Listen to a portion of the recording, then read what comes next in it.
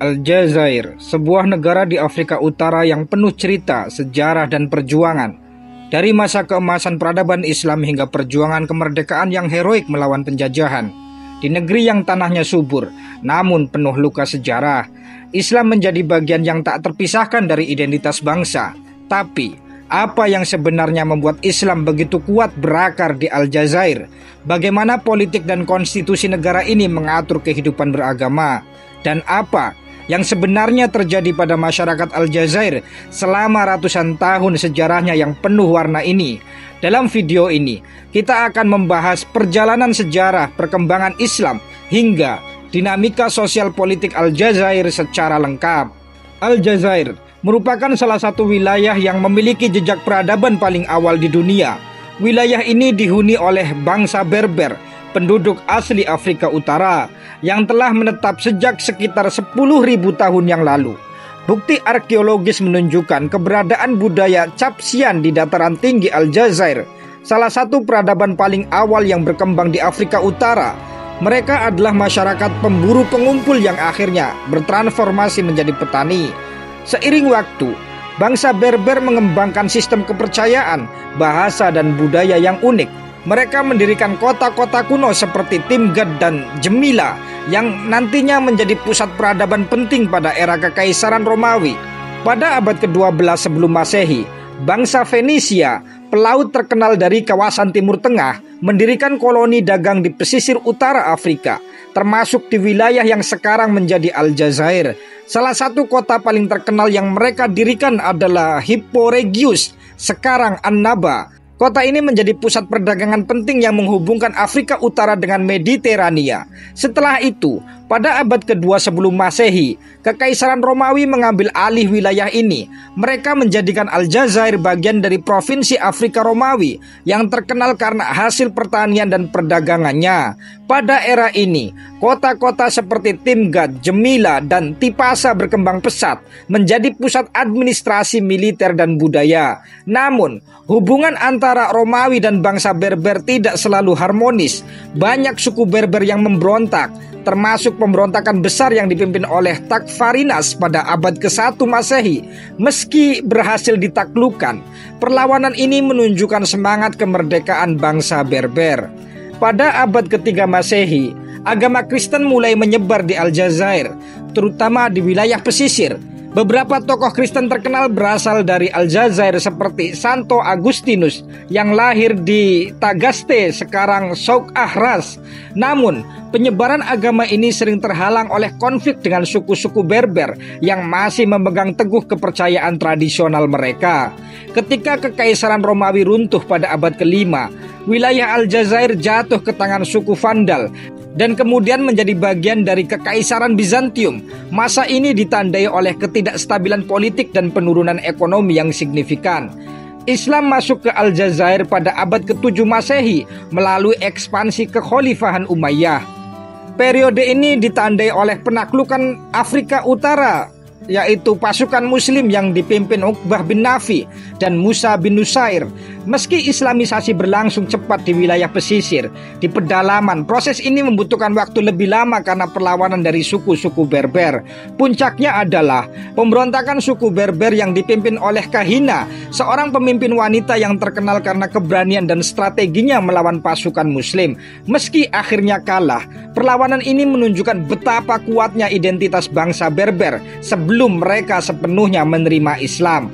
Setelah islamisasi selesai, bangsa Berber tidak hanya menjadi bagian dari umat muslim, tetapi juga memainkan peran besar dalam penyebaran Islam di wilayah lain, termasuk Spanyol dan Afrika Sub-Sahara. Sekarang kita masuk kepada Islam di masa penjajahan Prancis. Penjajahan Aljazair oleh Prancis dimulai pada 1830 dengan invasi ke Algiers, ibu kota Aljazair. Dalih resmi Prancis adalah untuk menghukum Dey Hussein, penguasa Ottoman di Aljazair, setelah insiden penghinaan diplomatik. Namun, tujuan utama Prancis adalah ekspansi kolonial dan kontrol atas sumber daya alam Aljazair.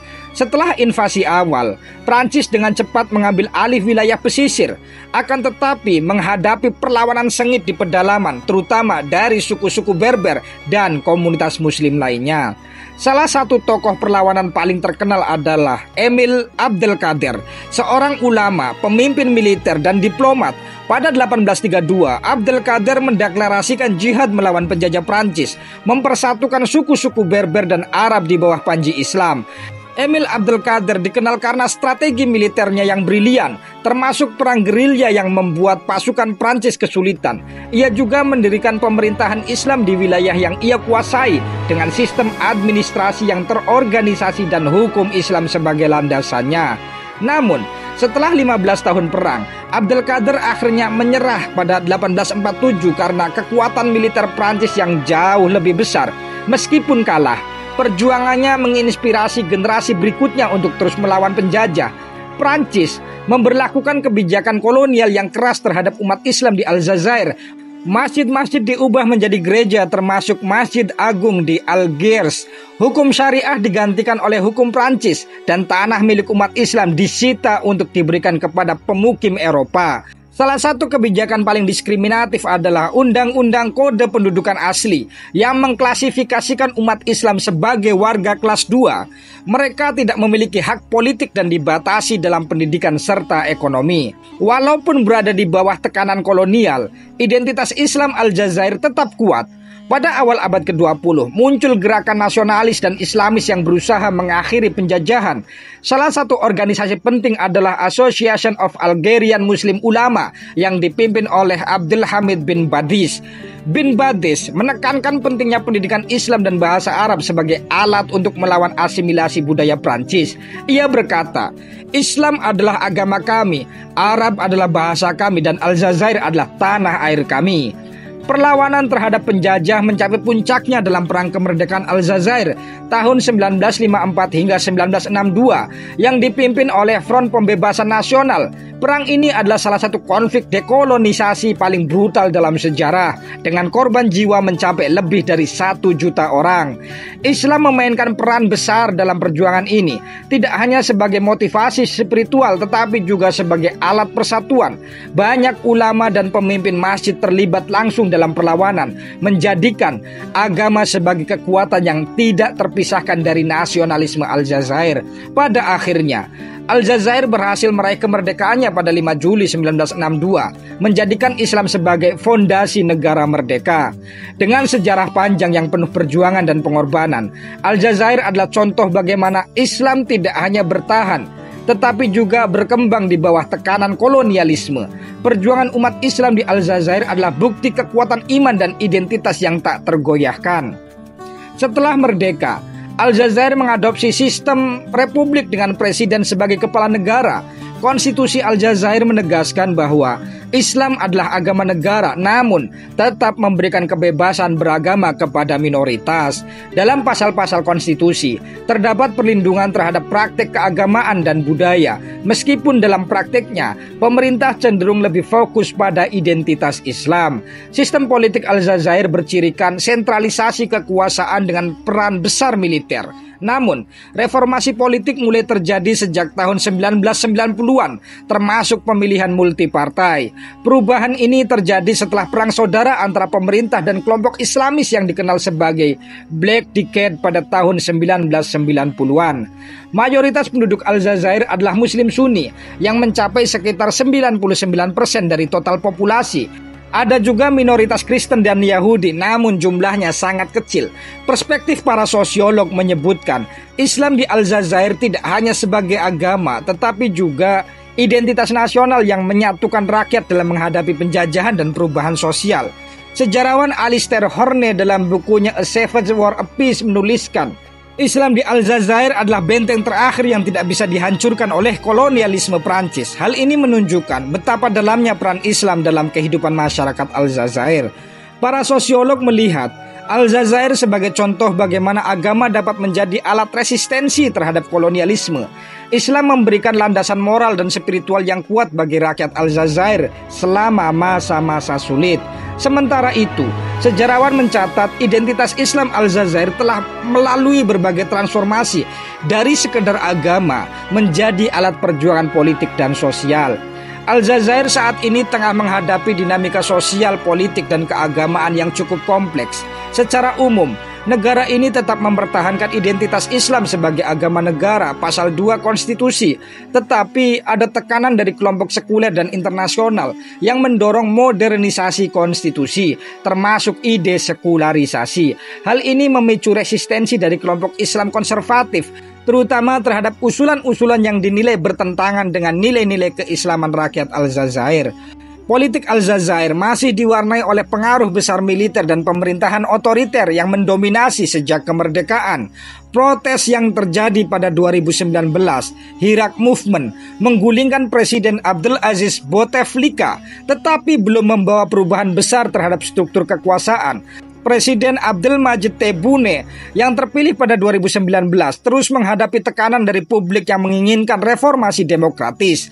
Dalam konteks kebijakan, pemerintah mencoba menyeimbangkan antara modernisasi dan mempertahankan tradisi. Namun, kebijakan ekonomi yang tidak merata, pengangguran tinggi dan ketergantungan besar pada ekspor minyak dan gas terus menjadi tantangan besar yang mempengaruhi stabilitas politik. Secara sosial, Aljazair menghadapi pergeseran nilai akibat globalisasi, tetapi budaya Islam tetap menjadi pilar utama masyarakat. Tingginya tingkat pendidikan generasi muda memberikan ruang bagaimana dinamika baru, termasuk meningkatnya kesadaran politik dan sosial. Isu-isu gender juga menjadi perhatian, terutama dalam hal pemberdayaan perempuan di tengah masyarakat yang konservatif. Masyarakat Amazigh Berber juga terus memperjuangkan pengakuan budaya dan bahasa mereka. Bahasa Amazigh kini sudah diakui sebagai bahasa resmi bersama bahasa Arab. Tetapi ketegangan etnis kadang masih terjadi. Islam tetap menjadi pusat kehidupan masyarakat dengan sekitar 99% penduduknya beragama Islam.